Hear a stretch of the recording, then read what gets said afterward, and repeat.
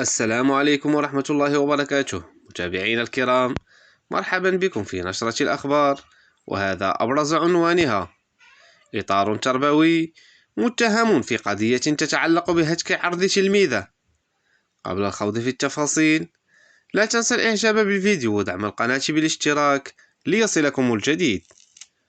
أوقفت عناصر الدرك الملكي بالمركز الترابي سيدي الشيقر بإقليم اليوسفية بجهة مراكش أسف اليوم إطارا تربويا مكلفا بالدعم الاجتماعي يشتبه في تورطه في قضية تتعلق بهتك عرض تلميذة، واستمعت إليه في بحث تمهيدي حول المنسوب إليه.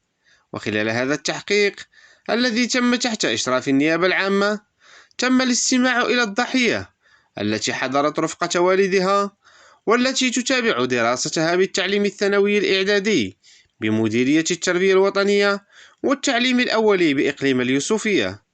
وأوضحت مصادر مطلعة أن هذه التلميذة، والتي تبلغ من العمر 16 سنة، تقيم بالقسم الداخلي لإعدادية ثانوية بمنطقة سيدي الشيقر بإقليم اليوسفية، تم استدراجها واستغلالها جنسيا من طرف إطار كان يقوم بدور الحراسة العامة، ويقيم بمنزل وظيفي، ويستعمل مكتب المدير دون أن يتوفر على أي قرار بذلك سوى تكليفات شفوية من طرف رئيس المؤسسة التعليمية.